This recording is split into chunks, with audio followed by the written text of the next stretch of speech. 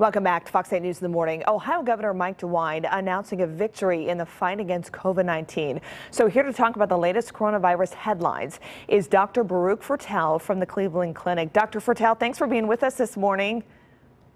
Good morning. Thanks for having me. I want to start with the numbers this morning. Where do they stand? Have we reached a plateau? Are they declining? It looks like right now that we're still seeing a plateau. So there's still plenty of people that have COVID, but we're not seeing that surge or that overwhelming amount of patients that would overwhelm our healthcare facilities like we do in other states, which is really a victory for us here in Ohio and the social distancing measures that we've done. Yeah, clearly it's working. On Tuesday, Governor DeWine got word from the U.S. Food and Drug Administration that it approved reagent testing. Can you explain what that is?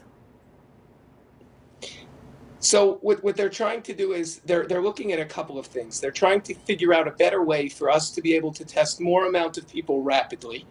And that's something that's very important to make sure that we can, as we return people to work, we really want to make sure that we can test as many people as possible. So there are a number of different tests. First of all, we want to test people to see if they actively have the disease.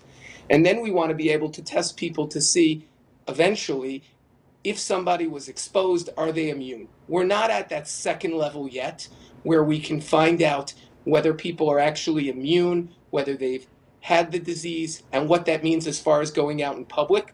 But at least from the first step of figuring out, do people actually have that disease and expand that capacity, that's something that we're trying to work on, and that's what this is all about. Sure. Well, the news that we're getting today from the CDC about the coronavirus, basically the second wave coming back this winter, which is something we don't want to hear. Why do you think that is? And are you seeing and hearing that as well?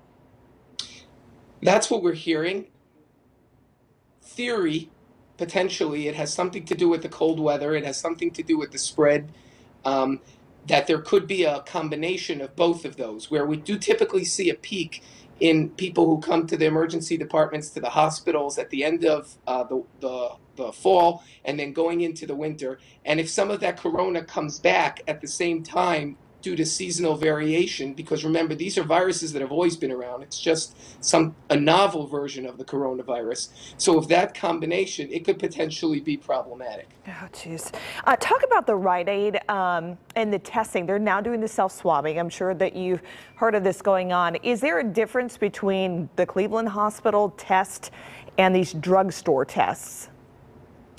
So right now, it's hard for me to opine specifically on the method they're using. Getting a test is not impossible. Somebody can do it on their own, but it's really important that they get put properly into the back of their nasopharynx so that a good sample is obtained.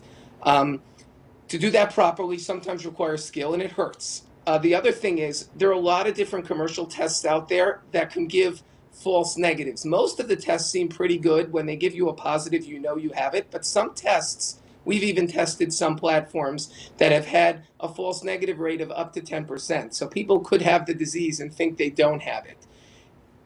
It's important to make sure that you're getting a test that's validated, a test that's being done by a reputable organization, and something that's we know to be accurate. And with the proliferation of some of these more commercial tests, it's just something to be more careful about, to make sure that you're getting a proper test and not rely on it for something else. Right. All right. Dr. Fertel, we appreciate your time and your insight today. I know you're very busy.